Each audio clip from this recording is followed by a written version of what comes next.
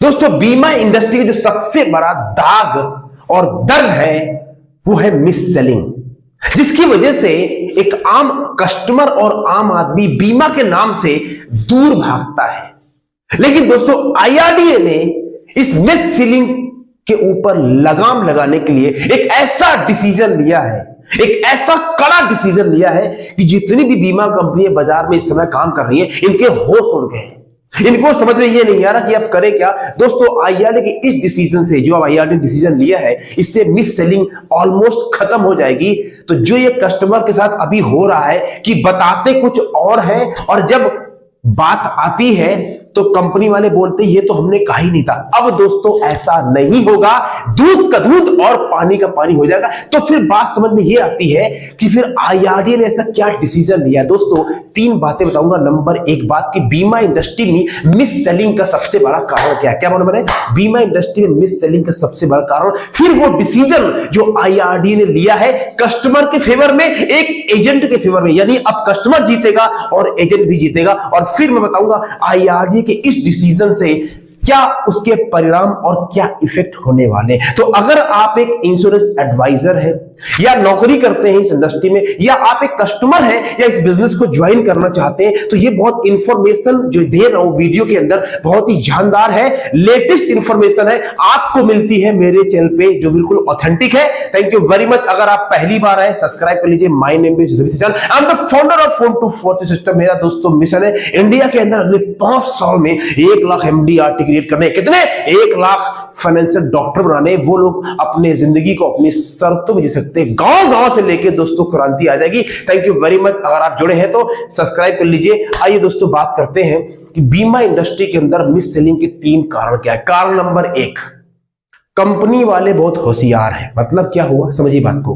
बीमा कंपनी जो है ये कई बार ऐसी टेक्निकल भाषा में बात करते हैं कस्टमर से कि बेचारा कस्टमर समझ ही नहीं पाता कि बीमा कंपनी कह क्या रही है। उस प्रोडक्ट के अंदर कुछ ऐसी टेक्निकल जानकारी होती है कि क्लाइंट को समझ में नहीं आता। अरे कस्टमर तो छोड़ो, एक एजेंट को समझ में नहीं आता कि क्या भाषा में बात हो रही है। तो फिर जब एजेंट को समझ में आएगा नहीं, उसको बेचारे को बेचना है, वो बेच के आएगा, बाद में कस्टमर परेशान और इधर एजेंट परेशान। क्या एग्जांपल देखिए, मान लीजिए आप medical insurance, health insurance policy बेच रहे हैं। अब उसमें एक क्लॉज होता है एक्सक्लूजन की ये बीमारियां कवर नहीं होंगी कभी, और कुछ बीमारियां 4 साल बाद कवर होंगी, जिसको बोलते हैं प्री एग्जिस्टिंग डिसीज। वो 4 साल बाद कवर करते हैं। लेकिन दोस्तों, ये तो बता दिए बीमा कंपनी, लेकिन इतने कलाकार होते हैं कंपनी वाले कि वो जो 4 साल बाद बीमारी कवर होगी उसके साथ में एक कंडीशन और होती है जो बताते नहीं कि अगर ये बीमारी पहले से थी तो ये बीमारी भी कवर नहीं होगी। लो, हो गया बंटा धार। मतलब पूरी बात साफ साफ बताते नहीं है, और इसी के ऊपर लगाम आईआरडीए ने लगा दिया। इसलिए इन कंपनी होश उड़ गए। वो क्या लगाम लगाइए, सुनूंगा, बताऊंगा इसी वीडियो में। दूसरी कैसे होती मिस सेलिंग, इसके जिम्मेदार दोस्तों एजेंट है। मैं कड़वी बोल रहा हूं, मैं क्षमा चाहूंगा, लेकिन मैं एक जेनरिक बात बोल रहा हूं इंडस्ट्री के सुधार के लिए, तो आपको बुरा नहीं लगना चाहिए। कई बार क्या होता है, एजेंट जो होते हैं, क्योंकि इनकी कोई जवाबदेही नहीं है, अगर कोई मिस सेलिंग कर दी, कोई गलत बात बता दी कस्टमर को, तो कस्टमर एजेंट के ऊपर केस नहीं कर सकता, या आईआरडीए में कोई उसका जवाब दे नहीं है। इसलिए कई सारे एजेंट ऐसे होते हैं कि बेच के कस्टमर का फोन नहीं उठाते हैं। कुछ चंपूलाल ऐसे होते हैं, वो लोग इस तरह की मार्केट में गंदगी फैलाते हैं। और तीसरा कारण क्या है भैया, कंपनी वाले खुद, बीमा कंपनी वाले खुद मिस सेलिंग करवाते हैं। मतलब कैसे, ये कस्टमर नहीं, एजेंट को लालच देते हैं, एजेंट को लॉलीपॉप देते हैं। कैसे, कुछ कंपनी के, हर कंपनी के प्लान होते हैं जो सबसे ज्यादा बेहतरीन होते हैं और उसमें सबसे ज्यादा फायदा कंपनी का होता है। वो लगता जरूर है कि इसमें कस्टमर का फायदा है, पर अगर उसको घुमा फिरा के निचोड़ोगे, प्लान को तोड़ोगे, तो लॉन्ग टर्म में फायदा दोस्तों कंपनी का ही होता है। एजेंट का भी होता है, लेकिन ज्यादा फायदा कंपनी का होता है। तो कंपनी क्या बोलती है एजेंट को, अच्छा ये वाला जो प्लान है ना, इसको बेचोगे इतना इंसेंटिव देंगे, अच्छा इतना अगर 30 लाख कर दोगे तो आपको दुबई भेज देंगे, आपको सिंगापुर भेज देंगे। अब एजेंट सोचता है, अरे यार हमको तो पॉलिसी बेचनी है, ये कंपनी हमको सिंगापुर भेज रही है। अरे ससुर, आज तक मैं लखनऊ के पास जो सीतापुर है मैं वहां नहीं गया, सिंगापुर जाऊंगा। ये दुबई भेज रही है, मैं दिल्ली नहीं गया, दुबई जाऊंगा। तो हंसा रहा हूं, ओके, बुरा मत मानना। तो एजेंट फिर इस कंपनी के लॉलीपॉप के चक्कर में भागता है, अरे करना है सर, करना, अरे सर यही प्लान, रवि जी इस प्लान को बताओ कैसे बेचना है। बस उस चक्कर में आके बेच दिया और बाद में कस्टमर को क्या हुआ पता नहीं। ये दोस्तों 3 कारण से मिसलीडिंग होती है। अब बात करते हैं कि एजेंट आईआरडी ने ऐसा कौन सा डिसीजन लिया है जिससे कंपनी वालों की हालत टाइट हो गई है। बहुत सटीक जानकारी दे रहा हूं, सुनिए उसको और उसको अपने जीवन में, अपने बिजनेस में उतारिए। देखिए, आईआरडी ने दोस्तों डिसीजन लिया है, उसका पर्पज ये है कि बाजार में ट्रांसपेरेंसी आए, मिस सेलिंग रुके, कस्टमर का फायदा हो, एजेंट का फायदा हो और कंपनी फायदे में रहती है। तो दोस्तों अभी तक क्या होता है, आप देखते होंगे जब कस्टमर कोई पॉलिसी कराता है तो उसके पास पॉलिसी बॉन्ड जाता है, पॉलिसी बॉन्ड जाता है। और आपको पता है 99% लोग भारत में पॉलिसी बॉन्ड पॉलिसी आई खत्म, कोई पॉलिसी बॉन्ड पढ़ता नहीं। और उस पॉलिसी बॉन्ड में भाषा ऐसी लिखी होती है, टेक्निकल भाषा, कि आम आदमी तो समझ ही नहीं पाएगा और पढ़ते पढ़ते उसके सर में दर्द अलग से हो जाता है। Yes no? तो अब क्या किया आईआरडीए ने, इसी बात को समझ गए, क्योंकि जिस तरह कंप्लेन कंपनी आईआरडीए पास आ रही है, आईआरडीए समझ गए कि इसमें कहीं ना कहीं गड़बड़ है। तो आईआरडीए ने कंपनी को सीधा बोल दिया, जो कि 1 जनवरी 2024 यानी 1 जनवरी 2024 से लागू हो जाएगा। और 1 जनवरी को मेरा बर्थडे भी होता है, ध्यान रखना, ठीक है, मजाक नहीं, सीरियस है। अच्छा, अब ये जो क्या होगा, अब आईआरडीए ने बोला है कि जो भी कंपनी कस्टमर को देगी तो कंपनी बनाएगी CIS। CIS क्या है? CIS, customer information sheet. ये पहले भी जाती थी लेकिन उसको रिवाइज कर रहे हैं। वो CIS यानी कस्टमर इंफॉर्मेशन शीट में क्या होगा, उसमें जो भी पॉलिसी कस्टमर लेगा, यानी पॉलिसी का नाम, डिटेल, कौन सी पॉलिसी है, एंडोमेंट पॉलिसी है, ट्रेडिशनल पॉलिसी है, यूलिप पॉलिसी है, टर्म इंश्योरेंस पॉलिसी है, कौन सी पॉलिसी है वो लिखा जाएगा, उसका सम एश्योर्ड कितना है, क्लेम कितना है। तो आप बोलेंगे रवि जी इसमें कौन सी नई बात है, ये तो पहले बॉन्ड में लिखा होता है। हाँ, बॉन्ड में लिखा होता है, लेकिन बॉन्ड के अंदर जो मेरे भाषा होती है मेरे दोस्त, वो भाषा बड़ी टेक्निकल होती है। ये तो छोटी बात है। अब सोचिए आईआरडी ने किया क्या है, नया क्या किया है।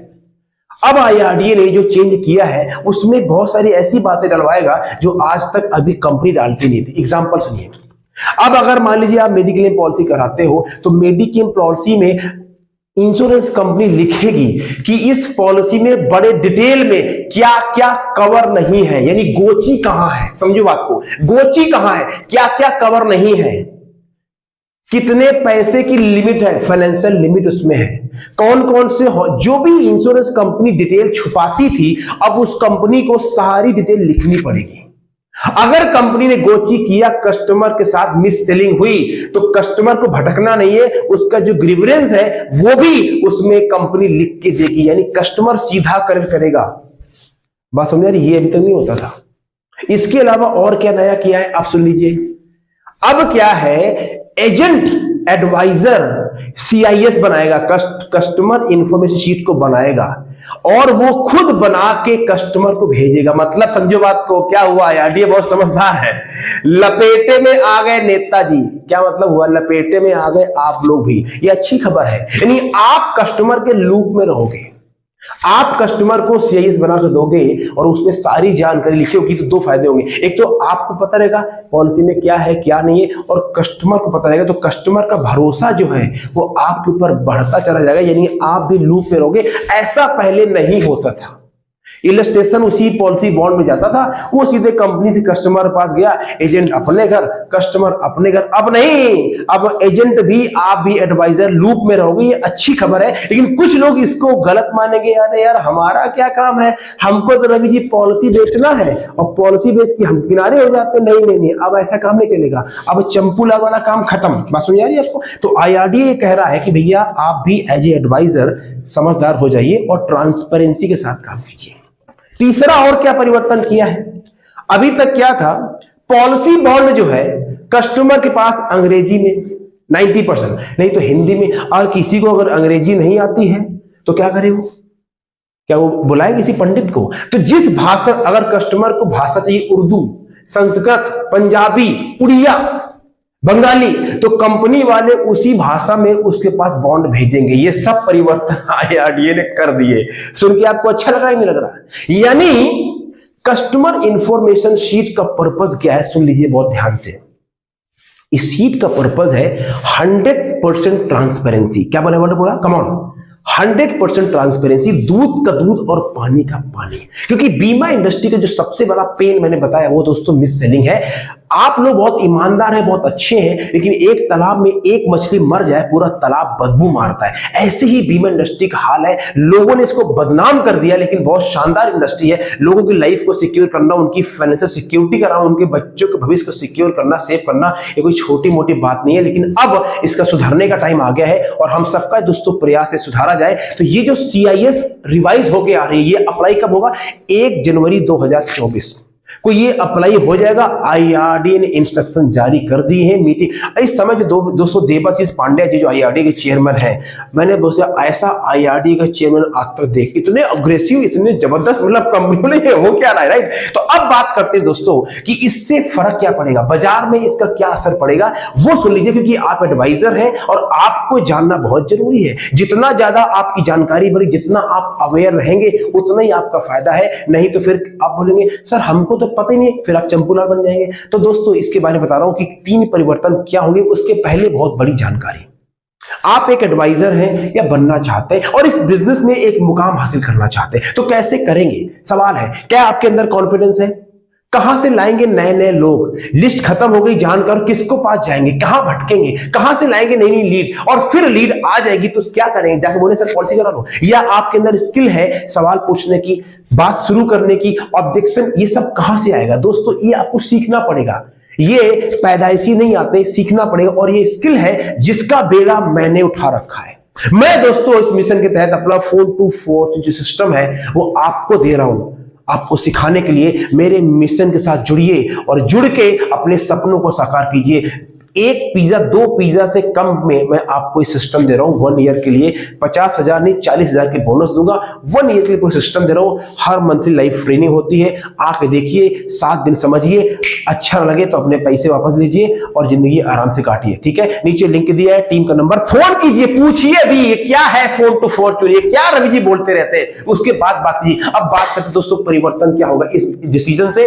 पहला परिवर्तन क्या होगा सुन लीजिए बहुत ध्यान से। नंबर 1 बात, बीमा कंपनी वाले थोड़ा सा अलर्ट हो जाएंगे, सजग हो जाएंगे और सुधर भी जाएंगे। मतलब ये नहीं बिगड़े हैं, बिगड़े में देखो समझो बात, जब ऊपर से राजा जो होता ना, जब राजा टाइट होता है तो प्रजा ठीक हो जाती है। अब जब इनको पता लग जाएगा IRDA जो है वो कमर कस चुका है और अब इनकी खैर नहीं है, तो फिर ये ट्रांसपेरेंसी लाएंगे। अब ये टेक्निकल भाषा खत्म हो जाएगी, सिंपल भाषा में बात करनी पड़ेगी, गोचीबाजी खत्म हो जाएगी। तो ये क्या करेंगे फिर, जो जहां पे मिस सेलिंग होती है, जहां पे कस्टमर साथ गोचीबाजी होती है, वो बंद करना पड़ेगा। तो इससे ट्रांसपेरेंसी आएगी, तो आगे चल के इसका फायदा कंपनी को ही होगा। क्यों? क्योंकि जब कंपनी में ट्रांसपेरेंसी होगी तो लोग कंपनी को भरोसा करेंगे और पॉलिसी खुद खरीदेंगे। यानी इससे बीमा कंपनी वाले थोड़ा सा दबाव में आएंगे, जो कि अच्छा होना चाहिए। पॉजिटिव दबाव बढ़िया है, बच्चे भी आजकल दबाव में ही पड़ते हैं, इसलिए पॉजिटिव दबाव होना। दूसरा फायदा क्या होगा, इससे एजेंट का फायदा हो जाएगा, आपकी जिंदगी सुकून की हो जाएगी। क्यों? आपको बेचने में मेहनत नहीं करनी पड़ेगी। अब आपको पॉलिसी बेचने में ज्यादा प्रयास नहीं करना। क्यों? कस्टमर पॉलिसी कराता है, इसलिए नहीं है कि उसमें बहुत कुछ गोचीबाजी होती है। अब सब दूध का दूध, देखो सर ये है, सर ये है, ये सर यही है, जो है सो है। मैं आपके लिए सर अलग से कोई प्रोडक्ट बना नहीं सकता, यही है। तो आपका जिंदगी आसान। सर देखो ये है, यही लेना पड़ेगा। तो कस्टमर बोलेगा ठीक है यार, सब कुछ मेरे सामने है। यानी अब इसमें, क्योंकि कस्टमर को चाहिए भरोसा, जिसके ऊपर भरोसा हो गया उसका बिजनेस चल गया। तो एज ए एडवाइजर, एजेंट, आपकी जिंदगी आसान हो जाएगी आपको बेचने में। अच्छा, ये जो बातें बता रहा हूं ना, इसको आप जरा सोचना गहराई से।